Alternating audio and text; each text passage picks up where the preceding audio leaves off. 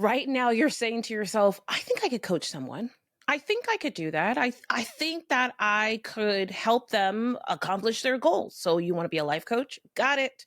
You want to be a business coach? You want to be a health coach? You want to be a marriage coach, a parent with dyslexia coach, a dot, dot, dot. Coaching is one of the greatest things that I ever embarked on.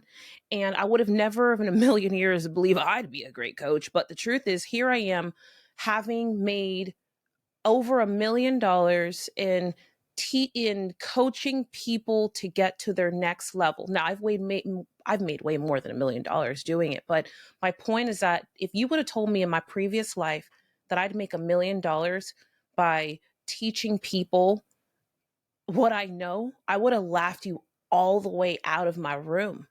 But here I stand today in the front of something called Do the Damn Thing, and it's a movement. And it all came about because I made a decision to coach somebody. So in this particular episode, I'm going to walk you through the $500,000 game plan, the how do you build a $500,000 a year coaching business.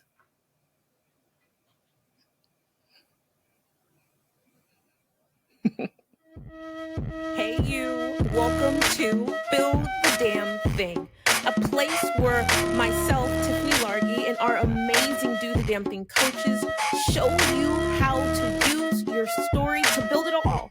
Whether it's your first six figures, your next layer of multiple six figures, or maybe you're on your way to $1 million. And if it's not that, it's the life of your dreams, where you are free, you are strong, and you are whole. First, we're going to show you how to use your story to build a strong foundation. And then next, we're going to show you how to use your story in sales and marketing to clean up the cracks. And last but not least, we're going to show you how to use your story to gather people. Because truth of the matter is that there's nothing stronger than being connected to people who just understand you as you are, where you are, so you can stop explaining yourself. I want to remind you that now that you're here, you are home, and I officially welcome you to our family. All right, let's get started. Now, let's get this party started, because whether you are just getting into coaching, or you're like, Tiffany, I have a coaching business and I don't know what I'm doing, or you spent the last year trying to total up whatever it is you did and you're like, $2,448 per quarter is what I made.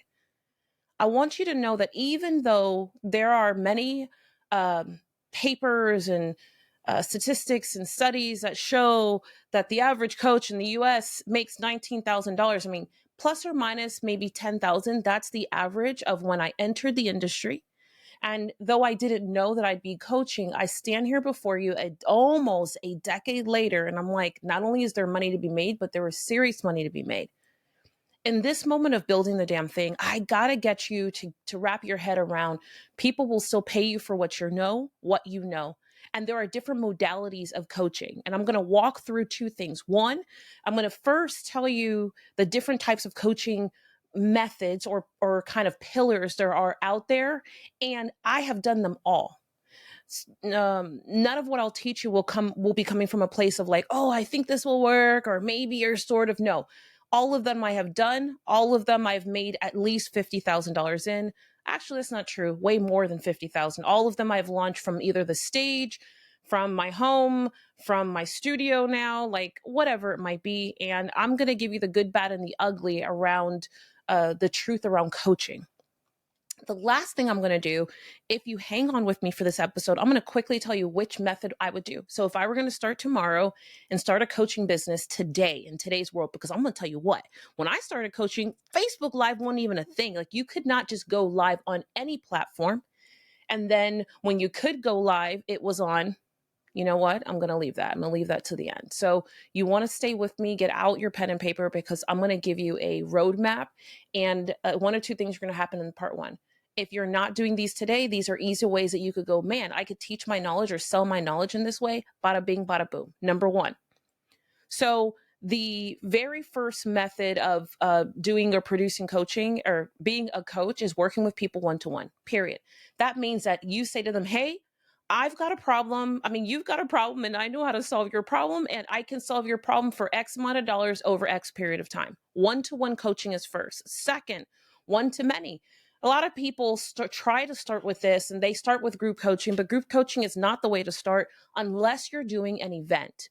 And if you have an event around the corner or you're willing to put in the time, energy, and effort to produce an event, then I absolutely would start with a group coaching, or I would do something around group coaching, because that means that you can leverage your time, which I love leverage. You can leverage your time. You can teach multiple people at one time, and you're going to work with maybe 8 people, in a virtual room or in-person room, because you can technically today launch some pretty dope ass things, whether they're virtually or in person. And I don't want you to think that one is better than the other, because they both have pluses and minuses. And I have done a lot with both.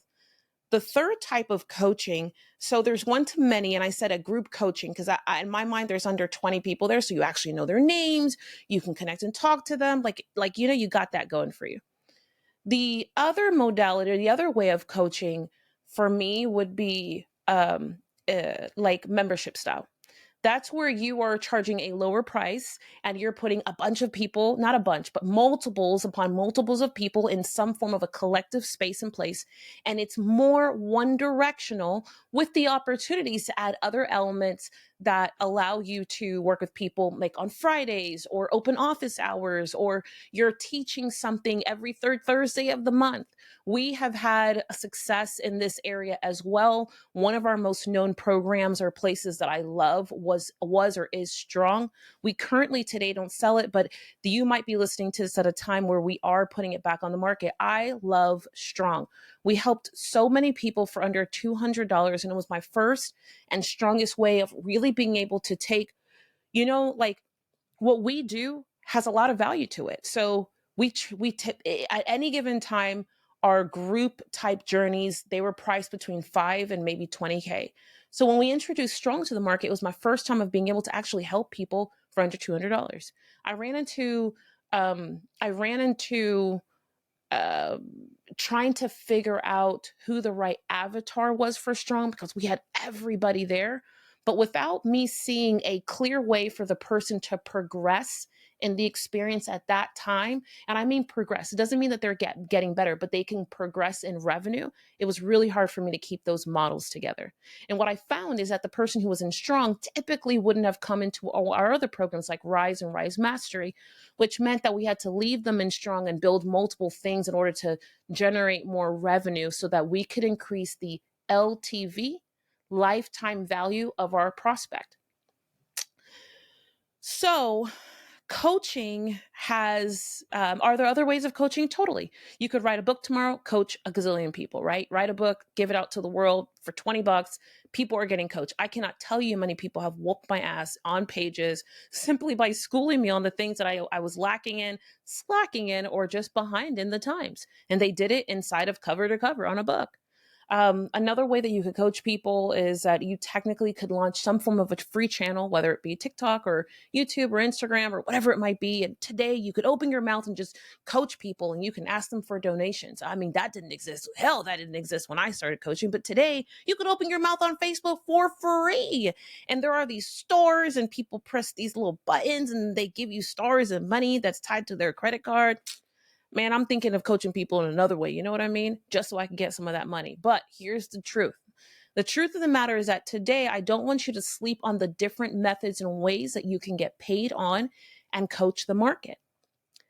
If I were going to start a coaching business tomorrow, I'm going to tell you exactly what I would do and how I would do it. You ready? Here we go.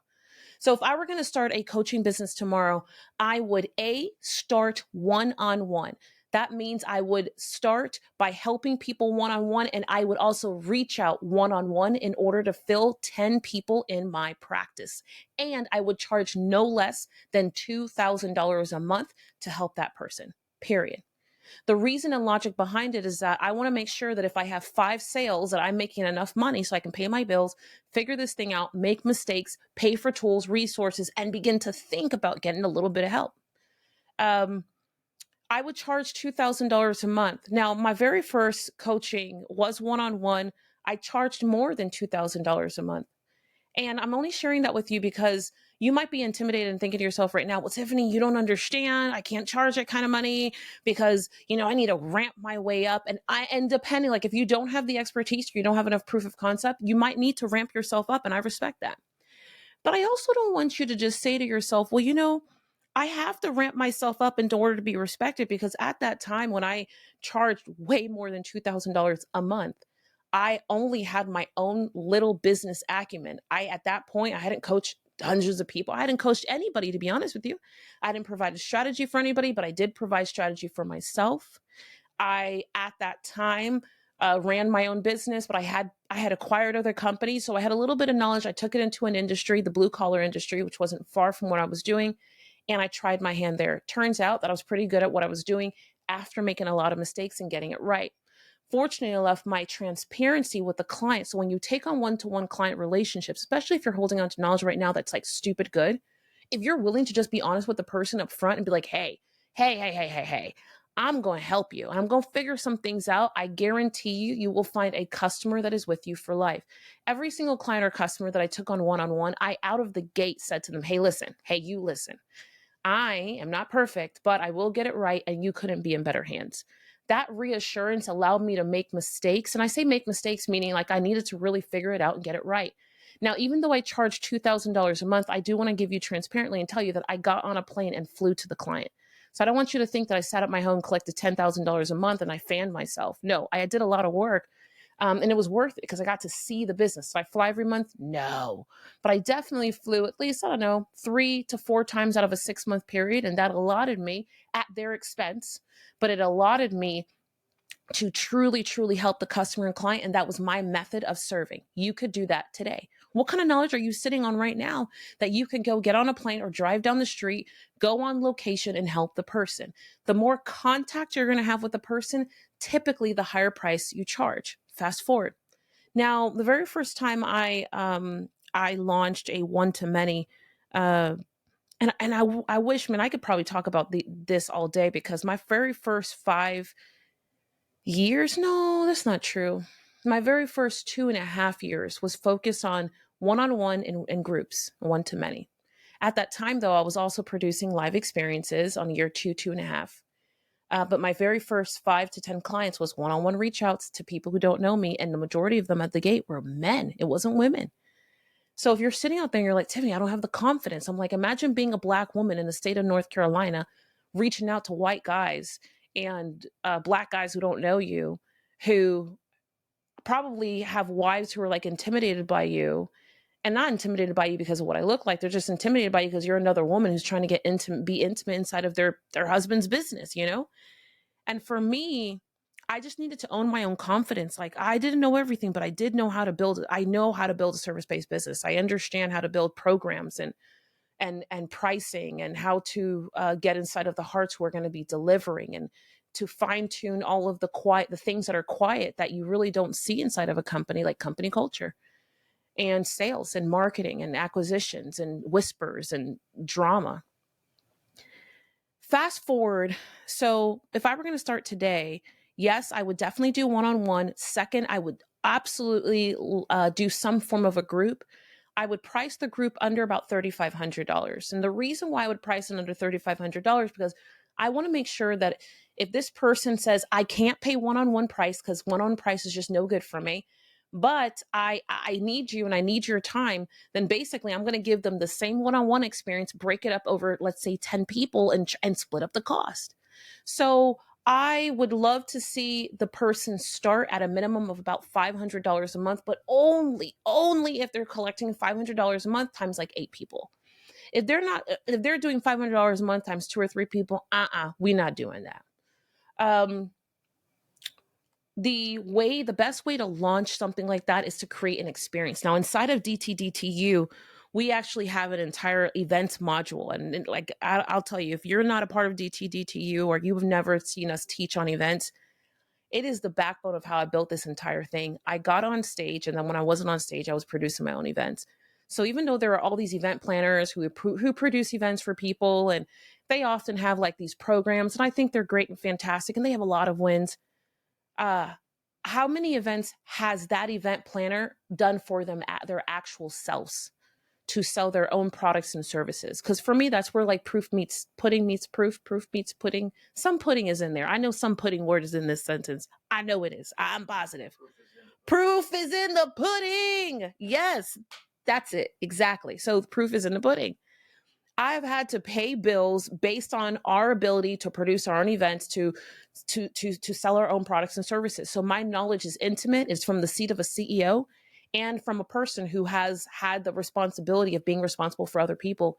So it's not that I'm handed a big budget and said, go make magic happen. Hell, if you handed me $100,000 and said, go produce the event, I'm going to do a damn good job too. And I'm going to talk to everybody and tell them how to make it a success. So start online. Right now, you could totally gather and get 12 people to join you on Saturday morning so that you can tell them why the drink water method is the best way to lose weight in this year. You could also so easy get people together and say, this is why you need to do such and such with your spouse. Because if you gather people and you're able to teach to multiple people at once, you know what you do? You increase your chances of making a dollar around the corner. If I spend 1 hour selling to one person, one at a time, that's 10 people, that's 10 hours. But if I spend 2 hours by doing 20-minute lives over the next 2 weeks, I did a 20-minute live every single morning telling people about the event that I'm doing 2 weeks from now. I gather 12 people or the 10 people there in the room. We have this experience over an hour, hour and a half. I tell them about the product. I invite them to join me. For $500 a month, you can. There are people right now who are selling $2,000 products on a webinar and masterclass. I have sold a $3,500, $4,500. I was going to say $5,500, but I don't know if that's true. Directly from a webinar or masterclass. So I know it's possible.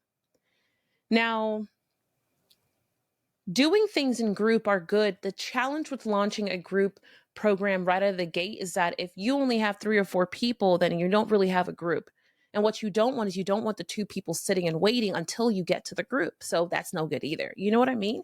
You really want to sit yourself down, focus on one-to-one, get to about 10, 15 people. And then from those one-on-ones, you can then launch a group. See how that works? If you're saying, Tiffany Larkin, I am not doing any of that. And I say, sis, bro, I hear you. Brother, I hear you. I hear you. That was like my Southern attempt. I was doing something there, but I lived in the South and they confused me. And that's why I live on the West Coast now. So I for sure would say to you, a membership has a great place. Let me tell you how a membership can live. You need people to have a membership, and you don't want to have a membership with 3 people in it. That's awkward. So if you're willing to put in the time to either build an audience for a couple of months, 2, you're willing to head to your Facebook and one by one. 3, you begin to build a little list. Even if you only put 100 people on an emailing list, you can launch to 100 people on a list. All you need is 30, 40 people to go, yep, I'll pay you $20. I'll pay you $20 over the next X period of time. For me, a membership, I don't recommend it unless you have an audience to launch a membership to. I know there's a bunch of people who say you can launch a membership with no money, with no list. And yeah, you could, but I'm going to tell you from experience, this is a lot of work. And unless you got someone else at home paying your bills, like you got a sugar daddy and they're paying your bills at home, where you can go, great, we made $1,500, and then wait for the next launch and let that compound. You're broke and you're angry and you're frustrated because you can't pay your bills. Forget about all the fun you want. You need to be able to pay your bills. If you're going to do one of these things, you got to be able to pay your bills. You have to be able to pay your bills. Every single time I hear someone talk about like a method of making money and doing the next thing, I'm convicted by the fact that yes, that's great. But if she can't do it on her own, if she needs to hire a bunch of VAs and tech and all this other stuff, and she can't pay her bills after doing it, I'm out the game. I don't even want to hear it. Because everyone always forgets, especially in this coaching world, whenever you hear these gurus, they're like, oh yeah, well, I did this thing and then we were $200,000 in debt. You were $200,000 in debt, but why don't you tell people that you also had a trust fund? Come on, tell the rest of the story. You were $200,000 in debt, but yes, you have a best friend who lets you sleep on their couch for 6 months until you figured it out. I mean, every time I hear these stories, I swear to you, I lose my mind because I'm like, Give me a couch. Let me have had a couch for 6 months where I could have gone and figured it out and you paid my bills. Every single time I hear these ideas from these gurus and they lead great people who have really the ability to actually help other people, I hear them give this method of how to launch this coaching business. And I'm like, that is so ass backwards because it is not practical for a human. Maybe you're talking to humans that are not grown who will want to start a life coaching business, and people who are not grown should not be starting life coaching businesses anyways. They haven't had enough life to coach people on, period. Second part of this thing is that, yes, absolutely, I could go and do a launch. And yes, I can do a launch if I'm technically inept. Oh, well, then just go Google it. It is not that easy. For people who feel like they're behind, or for people who just don't have it together, it's not that easy to just go run into tech and roll up your sleeves and take the weekend and figure it out. I would rather you be able to do something and start and make money with confidence. And if you're like, Tiffany, I'm transitioning from my job, do not quit your job before you do that. That doesn't make any sense. That's no good. Because what if you suck at life coaching? And if you suck at life coaching and you go do this thing, then that's no good thing either. The third thing I'm going to say to you is that or third, fourth, I don't know what number I'm on, 12th thing I'm going to say to you is that what I did do out of the gate, before I figured it out or knew what I was doing, I started building an audience. Now, today you have the luxury of like all types of stupidly amazing tools. And I take a deep breath because it's like, I remember the first time that I heard that you could live stream on the internet. And the internet for me in 2014 was like new to me. I was very behind and I felt very behind because I didn't use the internet. I was young, but I definitely did not use the internet. I mean, I knew how to get to it, but I wasn't sitting there Googling things away. I still read books that I could touch. I still connected with people in that way. But then out of nowhere, I learned that there was Facebook and that I could put up a video, couldn't live stream, but I could put up a video and people could see who I was. And I started doing this thing called 100 Days of Gratefulness. And on video, you can't see it with me, but I'm going to tell you, I want to show you something real quick because I legit had this, someone reached out to me and they sent me a copy of the video just this morning. Here it is. 2015. It was Anna who sent it to me. So if you can see this on video, I want to show it to you. It's Anna who sent it to me, and I couldn't believe it because there I am. So if you're taking the time to go look at this on YouTube, you should. It's a great learning lesson. You don't have to watch the content, but I want you to see where I started. It was called 100 Days of Gratefulness. She sent me number 63, day number 63. She did it literally just yesterday. And it's 2015. And this is, I posted them on Facebook and I just kind of sat there and said, hi, everybody. My name is Tiffany Largie and da da da da da. The reason why I'm emphasizing that is because I started talking to people and I built a business and I built relationships and I built my foundation simply by sharing the things I knew. Now, what did I share? I shared all the stuff that pissed me off. I don't want you to think for a second that I shared anything else. I shared all the things that made me mad. Sorry, I was just drinking water real quick. But I shared all the things that was making me mad about the world, about coaching industry, about the industry I came from, about family. And slowly but surely, I started building followers. And thousands of followers later, I say to you, man, I would have never in a million years had realized that I could share my voice and be valuable. But I wasn't doing anything fancy. I definitely didn't do anything that was very tech. I mean, if you look at those videos, like I am hair not brushed. You can't tell my teeth are not brushed. I'm wearing like Mickey Mouse shirts, it's just like any old way that I came off for the day for the most part, but I did it. And I got people to pay me thousands of dollars. I got people to start buying tickets to come and see me. And even, as I think back and I say to myself, did I ever know that I'd be a great coach? No, I did not. I am a kick-ass coach.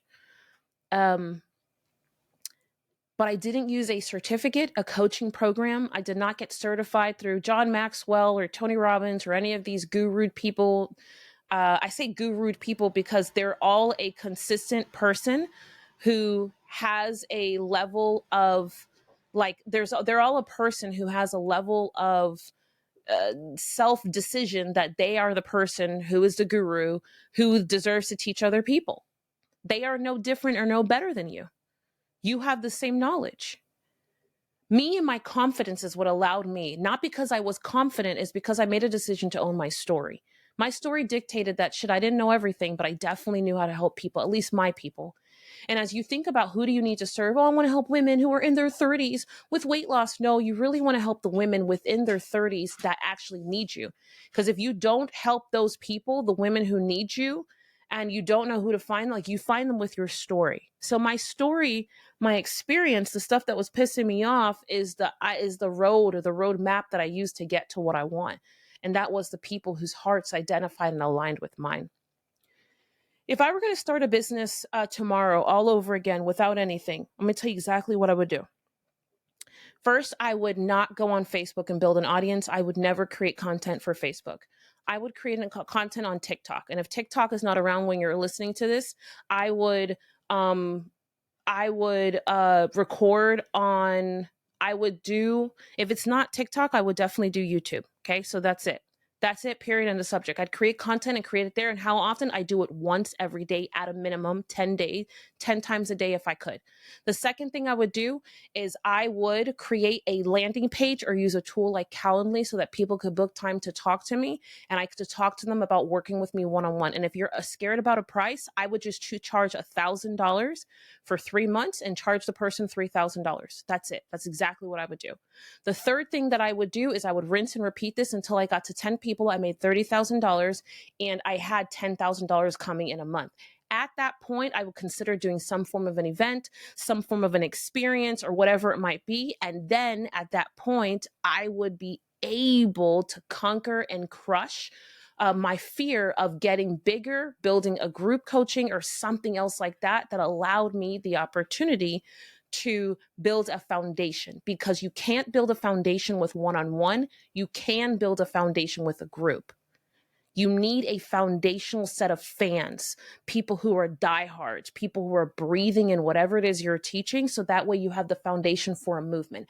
I got very focused early on building a movement.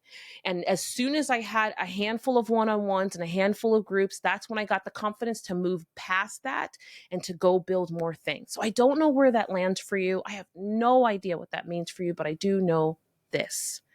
If you believe that you were meant to help and serve people, then I'm going to believe it right along with you. The first thing you need to do is figure out what you're going to sell it to them only after you start building an audience. The third thing you need to do is to have the confidence to keep doing it over and over again. And the fourth thing that you need to do, if you're any good, you need to focus on building a movement. That is when you start building a brand. That's when you go do websites. That's when you get fancy and put all types of things together. And after that, that's when you knock on the door and you say, Tiffany, what next? Got it? Got it? Awesome. Go build that. I can't wait to see and watch what thing you're going to build. This is going to be amazing. I hope that episode was amazing for you and you are closer to building the damn thing. I can't wait to hear what your thoughts were, what part you loved, and the action that you're going to go take, because the truth of the matter is that the person who wins is not the person who gets there first. It's the person who takes action first. Now, I've got a gift for you, and it is at www.straphustle.com. It is imperative that you run there and you see all types of goodies, starting with the 7 must-haves that you've got to put when telling your story. There is so much deliciousness awaiting for you. I would love nothing more than for you to go ahead and give us a thumbs up and a 5-star review on not just this episode, but this entire series of How Do You Build the Damn Thing? Like always, if there's anything that we can do to make your weekday or month better, please let us know. And more importantly, I can't wait to see you live. Whether it's at Do the Damn Thing Live or in one of our communities, or maybe you're just hanging out with us on social media. What I know to be true is that I am meant to connect with you somewhere, and I can't wait for that day to happen. And more importantly, I can't wait to see what you build.